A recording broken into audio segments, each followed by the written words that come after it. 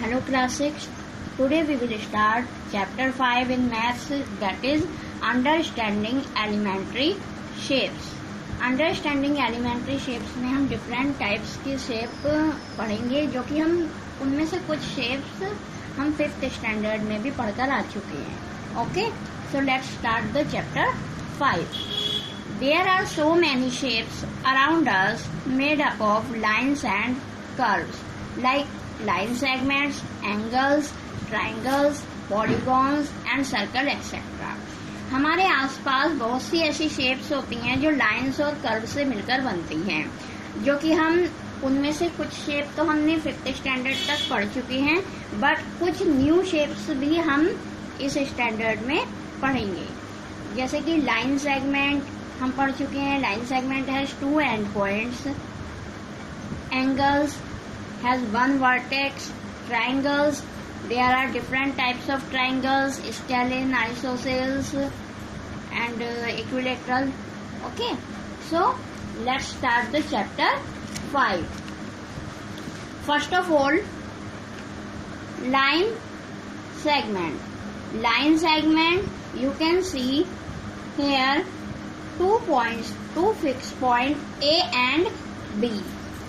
Line segment has 2 and point. Line segment के 2 and points होते हैं, जो कि हैं ए बी. यहाँ पर हमें क्या दे रखा है? Line segment A B.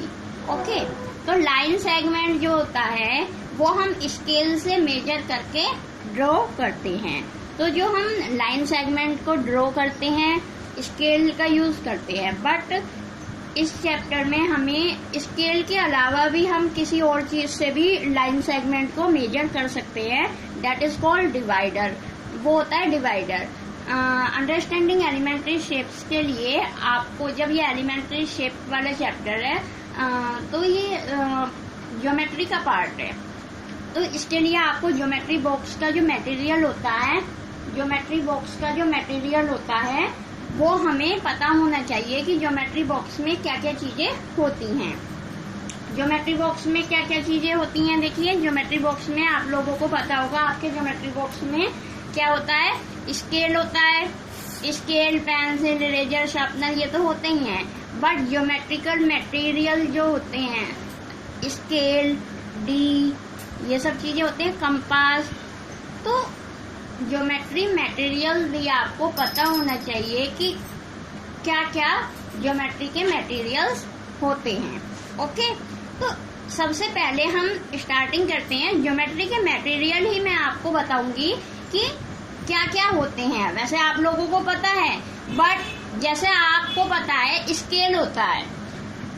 Scale आप लोग नॉर्मल सी लैंग्वेज में उसे स्केल बोलते हैं, but in geometrical language that is called ruler. Scale को रूलर भी कहते हैं. Ruler, RULER. ओके, स्केल को रूलर भी बोला जाता है. तो आप अपनी मैथ्स की बुक्स में देखेंगे कहीं भी स्केल यूज नहीं होगा. जहां भी मेजरमेंट के बारे में आपसे बोला जाएगा कि measure the following line by using ruler. Ruler होता है स्केल. आपको ये डरने की जरूरत नहीं है कि रूलर क्या है, हम किससे मेजर करेंगे, हमने तो इसे पढ़ा ही नहीं है. रूलर होता क्या है? Ruler is the another name of scale. Okay, so geometry material की जब हम बात कर रहे हैं तो यहाँ मैं आपको ज्योमेट्री बॉक्स से इंट्रो कराती हूँ आपका. You can see here geometry box. Geometry box में आपको सभी मटेरियल मिल जाता है. नॉर्मली आप लोग इसे कहते हैं स्केल. स्केल बोलते हैं ना आप लोग इसे, but in geometrical language this is called ruler. Okay, this is compass. सभी ने कंपास का यूज किया है 4th और 5th स्टैंडर्ड में. ओके, तो स्केल और कंपास तो आप यूज कर चुके हैं. इट मीन्स रूलर और कंपास का आप लोग यूज कर चुके हैं. फिर इसमें क्या चीज होती है? कंपास की तरह ही एक मटेरियल होता है इसमें. This is called divider. ये जो एपरेटस होता है कंपास की तरह ही इसे बोलते हैं डिवाइडर। ओके, ये भी मेजरिंग के लिए ही यूज होता है। जैसे रूलर लाइन को मेजर करता है, ऐसे ही डिवाइडर भी लाइन को मेजर करता है। जो डी की शेप में होता है, नॉर्मली आप लोग इसे डी बोलते हैं, but this is called protractor. What is the name of this? Protector.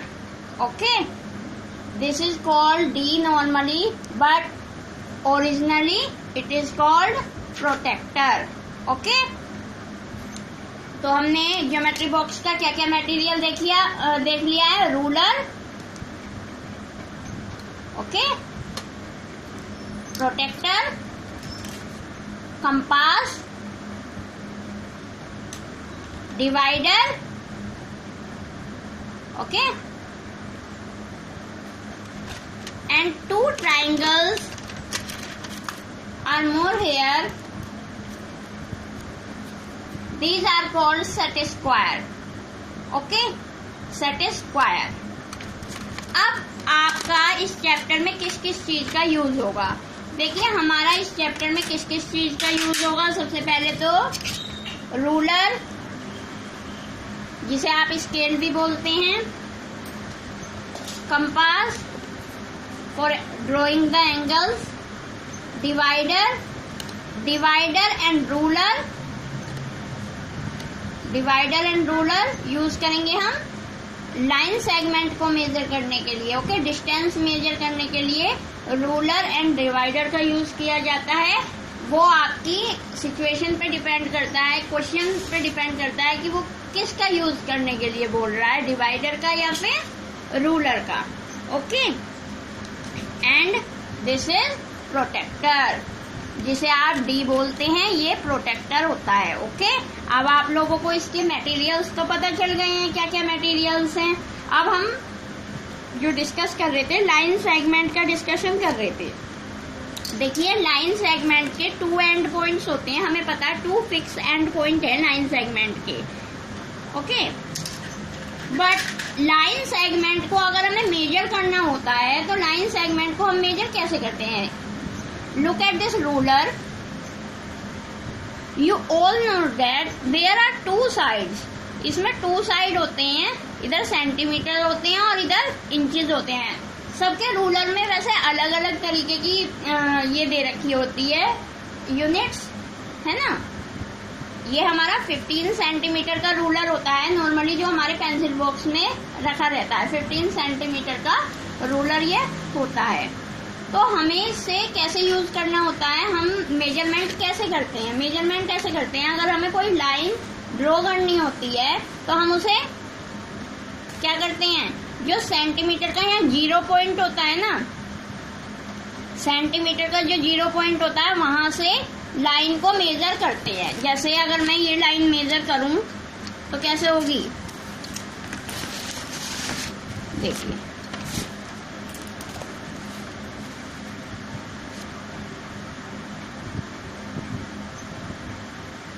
इसका जो फर्स्ट एंड पॉइंट है मैं 0 पर रखूंगी एंड लास्ट एंड पॉइंट में देखूंगी कि कहाँ तक जा रहा है। जैसे इसमें 4 से थोड़ा कम जा रहा है, 3 से हम काउंटिंग कर लेंगे इसकी कहाँ तक जा रहा है, 6, 7, 8 इस तरीके से। जैसे 3.8 तक हुआ ये अगर। ओके, आप लोग इसे करके देखना अपना घर पे, क्योंकि वीडियो में अगर आपको क्लियरली नहीं शो हो पा रहा है तो आप इसे करके देखना।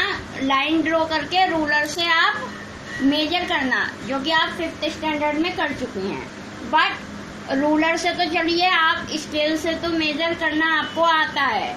डिवाइडर से कैसे मेजर करते हैं हमें ये सीखना है कि डिवाइडर से कैसे मेजर करते हैं। We know that this is called divider.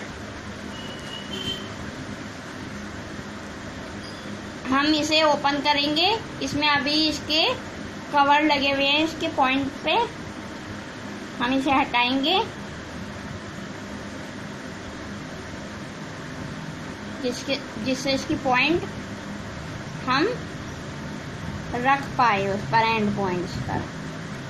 देखिए डिवाइडर का यूज कैसे होता है। जो भी लाइन सेगमेंट हमें दिया है हम वन एंड पॉइंट पे डिवाइडर का फर्स्ट पॉइंटर रखेंगे और उसे ओपन करेंगे, फिर सेकंड एंड पॉइंट पर डिवाइडर का सेकंड पॉइंट रखेंगे। ओके, जैसे डिवाइडर हमने ऐसे रख लिया, ओपन कर लिया, ये डिवाइडर में इसकी मेजरमेंट फिल हो चुकी है। अब हम रूलर का भी यूज करेंगे, डिवाइडर के साथ हमें रूलर का भी यूज करना होता है। अब हम इस डिवाइडर को, इसकी जो ओपनिंग है हमें इसे डिस्टर्ब नहीं करनी, जितनी ओपनिंग हमने यहाँ पर ली है, इसका मेजरमेंट लिया है, उतना ही रखना है। अगर आप इसे डिस्टर्ब कर देंगे तो आपकी मेजरमेंट गलत आएगी। आपने डिवाइडर में इसकी डिस्टेंस फिल कर ली, देन रूलर में आप 0 से वहां तक रखेंगे जहां तक ये इसकी ओपनिंग है, सेकंड एंड तक, ठीक है। और इस तरीके से हम इसका मेजरमेंट कर लेंगे। डिवाइडर की यूज की ये एडवांटेज होती है कि इसमें कभी भी हमारी जो मेजरिंग होती है वो गलत नहीं आती, क्योंकि जो स्केल होता है सबके रूलर में मैंने बताया आपको थोड़े बहुत मतलब कि सेंटीमीटर और इंचेस के तो 2 यूनिट्स होती ही हैं, बट किसी किसी रूलर में जो प्रिंटिंग होती है उसकी वो क्लियर नहीं होती है। एक तो हमें जो रूलर लेना होता है वो क्लियर प्रिंटिंग होनी चाहिए, जो फेड हो रही है अगर उसकी प्रिंटिंग, जिस पे नंबर लिखे हुए हैं, प्रिंटिंग मीन्स जिस पे नंबर लिखे हैं, अगर वो फेड हो रही है तो हम उसे हमें वो रूलर यूज नहीं करना चाहिए। हमें बिल्कुल क्लियर शो हो रही हो उसकी नंबरिंग जो होती है, प्रिंटिंग जो होती है। देखिए यहाँ पर आपको वीडियो में इसलिए शो नहीं हो पाएगा क्योंकि ये वाइट बैकग्राउंड इसका नोटबुक का है और रिफ्लेक्शन आ रही है इसकी फ्लैश लाइट की। ओके, तो आप लोग ये देखना अपने रूलर में आपकी जो ये प्रिंटिंग होती है नंबरिंग की, ये फेड नहीं होनी चाहिए, बिल्कुल क्लियर शो होना चाहिए, ठीक है। अब देखिए रूलर में और डिवाइडर में क्यों, हम रूलर से भी तो कर सकते हैं, डिवाइडर हम क्यों यूज करते हैं, क्योंकि डिवाइडर से मेजरमेंट लेने के बाद हमारी मेजरिंग बिल्कुल एक्यूरेट आती है। और जब हम सिर्फ रूलर से ही मेजर करते हैं तो कभी कभी क्या होता है हमारे रूलर में इधर उधर हो जाता है। जब हम ऐसे करके से मेजर करते हैं, ऐसे रख कर, तो बच्चे इसमें गलती कर देते हैं। तो डिवाइडर का यूज करने पर एरर के चांसेस नहीं होते, कोई भी गलती नहीं होती है। तो चैप्टर 5 में आपका सबसे फर्स्ट पॉइंट यही है कि लाइन सेगमेंट, हमें पता है लाइन सेगमेंट के 2 एंड पॉइंट्स होते हैं, और लाइन सेगमेंट के 2 एंड पॉइंट्स होते हैं, और उसे मेजर कैसे करना है, रूलर एंड डिवाइडर से। ओके, रूलर एंड डिवाइडर का यूज करके। रूलर क्या है, scale, and divider is something like compass. Okay, but इसमें 2 पॉइंटर होते हैं। डिवाइडर आप लोगों को समझ आ गया। Second term is angle. आप लोगों को पता है एंगल में 2 आर्म्स होती हैं एंड 1 वर्टेक्स होता है। 2 लाइन सेगमेंट जहां पर मीट होती हैं, 2 लाइन सेगमेंट जहां मिलती हैं वहां वर्टेक्स बनता है। आप सभी लोगों को पता होगा, आपने 5th स्टैंडर्ड में भी पढ़ा होगा ये, जहां 2 लाइन सेगमेंट आकर मिलती हैं वो पॉइंट जो होता है वो वर्टेक्स कहलाता है। It means here O is the vertex. Okay, angle AOB, angle जो होता है हमें कैसे लिखना होता है, जो पॉइंट होता है ना उसका वर्टेक्स पॉइंट बीच में आना चाहिए। चाहे तो हम इसे BOA के नेम से लिखें और चाहे हम AOB के नेम से लिखें। ओके, एंगल हो गया आपका।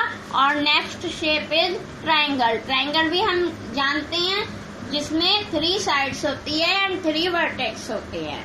Line segment has 2 and points, angle has 2 arms and 1 vertex, triangle has 3 sides and 3 vertex. Clear? यहाँ तक आप लोगों को ये अभी इस चैप्टर का इंट्रोडक्शन चल रहा था। Okay, next is type of angles. We all know that there are 6 types of angles. Angle के 6 टाइप होते हैं। Right angle 90 degree, acute angle less than 90, greater than 0। Right angle तो 90 डिग्री का होता है और एक्यूट एंगल 90 डिग्री से छोटे और 0 डिग्री से बड़े होते हैं। क्लियरली आप लोगों को पता है आपका जो PT2 का एग्जाम होगा उसमें चैप्टर 5 आएगा और चैप्टर 5 आएगा। आपके ऑनलाइन एग्जाम हो रहे हैं, ऑनलाइन एग्जाम में आपके MCQ दिए जा रहे हैं।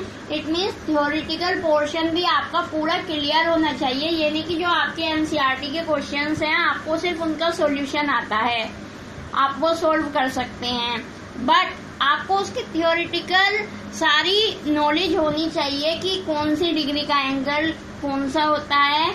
क्योंकि इसमें से MCQ के क्वेश्चंस आपके आएंगे। ओके, राइट एंगल 90 डिग्री का होता है, एक्यूट एंगल लेस देन 90 यानी 90 से छोटा, ग्रेटर देन 0 और 0 डिग्री से बड़ा होता है। Obtuse angle more than 90 less than 180।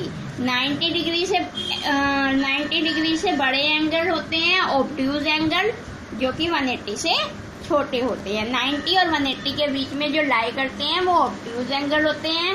Straight angle 180 degree, reflex angle greater than 180 less than 360। 180 से बड़े और 360 से छोटे रिफ्लेक्स एंगल होते हैं। कंप्लीट एंगल होता है 360 डिग्री का। ओके, टाइप्स ऑफ एंगल्स भी कर लिए हमने। Right angle 90 degree, acute angle less than 90 greater than 0, obtuse more than 90 less than 180, straight 180, reflex angle greater than 180 less than 360, complete angle 360। Okay, तो अब आप एक्सरसाइज 5.1 कर सकते हैं, बिकॉज उस एक्सरसाइज में एक तो लाइन सेगमेंट ड्रॉ करने के लिए बोला गया है और उसमें question first and second divider and ruler के बारे में क्वेश्चन पुट अप किए गए हैं आपसे कि डिवाइडर का यूज ज्यादा अच्छा क्यों होता है, क्योंकि उसमें एरर की चांसेस कम होती है। Okay, and your exercise 5.2 is about angles. Okay, now next topic is, you can see here is a clock. आपको दिख रहा है यहाँ एक क्लॉक बन रही है। टाइमिंग इसमें क्या शो हो रहा है 6। ठीक है, in a clock there are 2 main hands. देखिए वैसे तो हमारी क्लॉक में 3 हैंड्स होते हैं। हमारी क्लॉक जो होती है हमारी, उसमें कितने हैंड्स होते हैं? 3 हैंड्स होते हैं। 1 आवर का, 1 मिनट का, 1 सेकंड का। आप लोगों ने देखा होगा घर में आपके घड़ी है, आप लोग पहनते भी होंगे रिस्ट वॉच, तो उसमें 3 हैंड्स होते हैं। 3 हैंड्स में 3 सुइयां होती हैं, एक आवर की होती है, एक मिनट की और एक सेकंड की। ओके, तो there are 2 main hands in this chapter. We will read about 2 hands, minute hand and hour hand, which makes an angle, जो एक एंगल फॉर्म कर रहे होते हैं। which moves clockwise. देखिए घड़ी कैसे घड़ी की सुइयां किस तरीके से चलती हैं, ऐसे चलती है ना, स्टार्टिंग यहाँ से होती है 1 2 3 4 5 6 7 8 9 10 11 12। तो आपका ये वाली जो डायरेक्शन होती है ये क्लॉकवाइज डायरेक्शन कहलाती है। जो क्लॉक की तरह टाइमिंग, जो क्लॉक में टाइमिंग होता है उस डायरेक्शन को क्या बोलते हैं? Clockwise direction. Okay, clockwise direction होती है जो हमारी घड़ी की टाइमिंग जिस तरीके से चलती है। हमें पता है 3 हैंड्स होते हैं, आवर, मिनट एंड सेकंड, और हमारा यहाँ पर यूज क्या होगा? Only minute hand and hour hand का यूज हम देखेंगे अब। क्यों? क्योंकि वो एक एंगल का फॉर्मेशन करते हैं। When a hand starts from 12 and reaches 12 again, then it is said to be a complete revolution. आप लोगों ने SST में ये टर्म पढ़ी होगी, रिवॉल्यूशन। रिवॉल्यूशन क्या होता है? रिवॉल्यूशन होता है एक पूरा चक्कर काट कर आना, ठीक है, मतलब एक पूरा चक्कर कंप्लीट होने को रिवॉल्यूशन बोला जाता है। तो जब हमारी क्लॉक में 12 1 2 3 4 5 6 7 8 9 10 11 है, जहां से नंबर स्टार्ट हो रहा है, अगर हैंड क्लॉक जो क्लॉक का हैंड है वो 12 पर है और वो 12 पर घूमकर आ जाता है तो पूरा 1 कंप्लीट रिवॉल्यूशन कहलाता है। ओके, तो कंप्लीट एंगल हमारा कितने का होता है? देखिए, कंप्लीट एंगल होता है 360 का। We know that complete angle is of 360 degree. Okay, ये पूरा कंप्लीट एंगल होता है। अब हमें ये भी पता है 90 डिग्री का एंगल ये होता है और 180 डिग्री का एंगल ये होता है। Clear? Now you can see there are 3 clocks. Okay, you can see in this picture 3 clocks. Timings are different. In this picture from 12 to 6. देखिए, क्लॉक वाले जो क्वेश्चंस होंगे आपके वो किस तरीके से आएंगे? वो आपको कुछ नंबर देगा, टाइमिंग देगा फ्रॉम 12 टू 6, इस तरीके से वो लिख कर देगा और आपको उसमें राइट एंगल बताने होंगे या उसका फ्रैक्शन बताना होगा। ओके, या तो वो पूछेगा कि हमें इसका फ्रॉम 12 टू 6 का फ्रैक्शन बताइए, या फिर इसमें ये बताइए कितने 90 डिग्री के एंगल है, कितने राइट एंगल है इसमें। ओके, तो हमने देखा, देखिए ये कौन से डिग्री का एंगल बना रहा है? 180। और वैसे भी हमें शो हो रहा है कंप्लीट रिवॉल्यूशन तो हो नहीं रहा, हाफ रिवॉल्यूशन हुआ है, आधा ही तो हुआ है अभी revolution. Half revolution 1/2 multiply revolution कितने डिग्री का होता है? 360 का। 2 से 360 को डिवाइड किया तो 180 आ गया। और 180 में कितने 90 डिग्री हैं? 2 multiply by 90। It means half revolution में 2 राइट एंगल्स होते हैं। क्लियर? हाफ रिवॉल्यूशन में 2 राइट एंगल्स होते हैं। Next is in this clock you can C 2 hands, 1 at 6 and second at 9। Okay, और हमें ये पता है ये रिवॉल्यूशन कितना है, यहाँ पर तो हाफ था रिवॉल्यूशन और यहाँ कितना 1/4 रिवॉल्यूशन है। भाई जो सर्कल होता है, सर्कल का ये हाफ पार्ट हो जाता है और 1/4 क्या होता है? ये वाला पोर्शन 1/4 होता है। तो इस टाइम देखिए ये वाला कौन सा पोर्शन शो कर रहा है? 1/4 revolution. 1/4 into 360 revolution, complete revolution 360 का होता है ना। अब 4 से इसे डिवाइड किया 90 डिग्री, तो 90 डिग्री आया, 90 बन जा 90। तो 90 डिग्री में कितने राइट एंगल हो गए? 1 राइट एंगल हुआ ओनली। ठीक है, तो इस तरीके से 5.2 में क्वेश्चंस आएंगे, या तो वो आपसे एंगल पूछेगा या वो फ्रैक्शन पूछेगा, बट इस टाइम हम राइट एंगल फाइंड करना सिखा रहे हैं। अब देखिए फ्रॉम 1 to 10 3/4 रिवॉल्यूशन। अब आप लोगों के माइंड में ये क्वेश्चन आ रहा होगा, ये 3/4 हमें कैसे पता चल रहा है कि ये 3/4 रिवॉल्यूशन है? ये ऐसे पता चलेगा, देखिए 1 से 10 कह रहा है वो, 1 से 10, इट मीन्स 1 से 10 यहाँ पर आया, ये वाला पोर्शन, ये वाला पोर्शन कह रहा है। ठीक है, 1 से 10 कितने गैप है? देखिए 1 2 3 4 5 6 7 8 9 कितने गैप आए हैं 1 से 10 के बीच में? 9 गैप। और टोटल नंबर कितने होते हैं? 12। ओके, अब अगर हम इसे रिड्यूस करेंगे, 3 के टेबल में दोनों आ रहा है, 3 3 जा 9, 3 4 जा 12, 3/4।